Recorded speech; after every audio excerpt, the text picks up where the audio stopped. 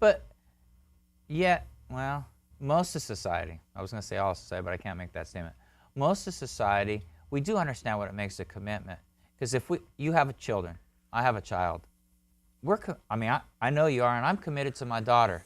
In other words, whatever, she's starting out on an endeavor to do something, and it's costing us something to help her go with the endeavor that she's going on. It's cost us time, cost us money. It's going to sacrifice. It's totally changing the way we're living and how we're having to look at things. And I'm not even sure if we know how that's going to work, but we're making a commitment. I can remember telling my daughter, I'm committed to whatever it takes. If you can tell me what your dream is and what your goals are, and we think they're good things, whether they're the right things, not something totally. Sure. I'm committed to that, because that's the way my parents were to me. They were committed to me. I mean, when I played sports, my dad coached the teams. They were down at the schools doing stuff, driving the kids, everything, all the time like that. So that was instilled in me. I told my daughter, look, we're committed to you to wherever that takes, no matter what it costs. So I do believe those of us that have children do understand what it means to be committed to our children. But not all, because I know from working with different groups in this city of parents who could care less what their kids are doing, could care less about where they're spending their time, could care less about participating with them in those activities. I know working with the high school band, we'd have parents who just sort of drop off their kids, if on occasion, mostly they had to find their own rides, to get to practice, and would never come to any one of the competitions or any one of the concerts, never showed any interest at all. So you can't even say it's across the board parents should be committed to their children, because I think that we have a lot of parents today who are not committed to their children. I think we have a lot of parents today that stick their kids in a lot of activities so they don't have to be committed to their children. Let my coach be committed to my child. I don't have to be committed to my child. That coach can take care of my child for the next few hours over the course of the next few weeks, and I don't have to. I can go ahead and do my own thing. I think there's a lot of people who are committed to themselves instead of committed to the family relationships.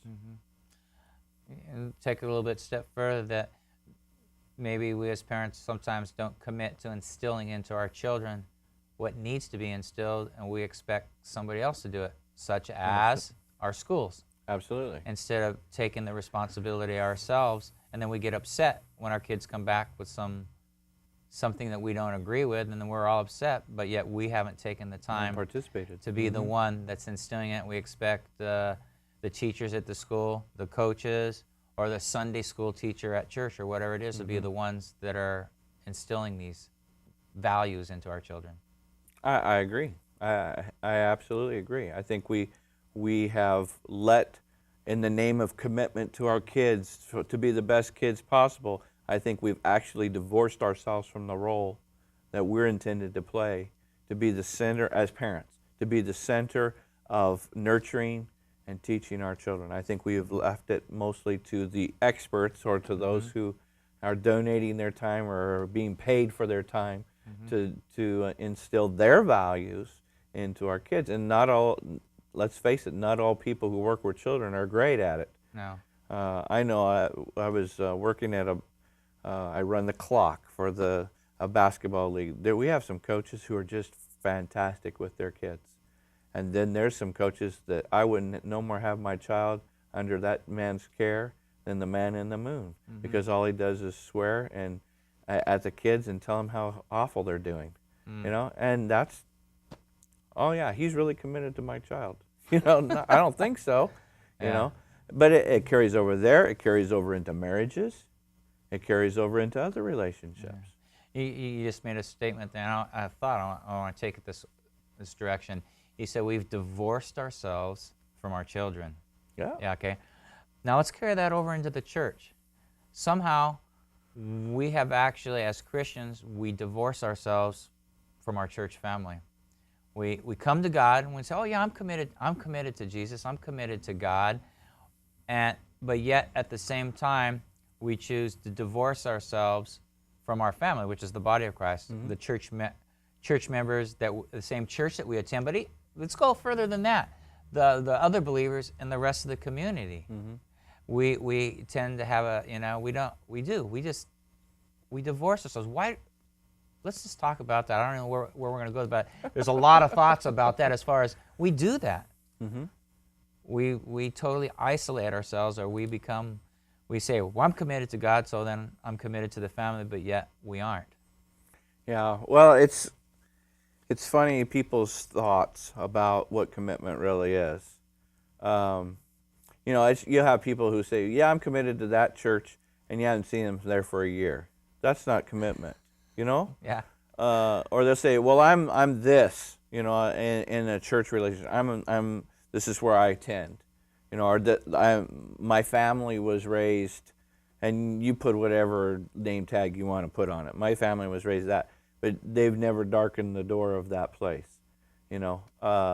That's not commitment. Commitment is being actively involved in a relationship with a group of people. I really have always believed this, but I'm coming to a better understanding even now that people who say that they're believers but never are in fellowship anywhere with other fellow believers are totally mistaken in their relationship with the Lord. Mm. Because the body of Christ, the church, called the body of Christ, is the physical manifestation of Jesus Christ on the face of the earth. And when you are not involved in a body of Christ, in a group of believers, you literally are, and I'll use the word divorce, you have literally divorced yourself, separated yourself from the very one you claim to love. Mm. How can you say that you love God, and this is what the book of John says, how can you say that you love God when you don't love your brother? Well, say, oh, Pastor Bob, you know, I love everybody. Well, come on, get real, you know. Yeah. You can say you love me. Show me. That's what James says. You can say this. Now show me that. And it's in the relationship, going through difficult things with one another, that you really see if love is real. Not just in the fluffy times when it feels good. I mean, are you willing to sit down with me and let's talk about the real issues of our lives together, the points where we don't agree? Are you able to do that with me? And I think that there are a lot of people who would just say, you know what, I don't agree with you, so I'm going to leave that and I'll find someplace where I can agree with them or they'll agree with me. And so I think we call it church hoppers and shoppers.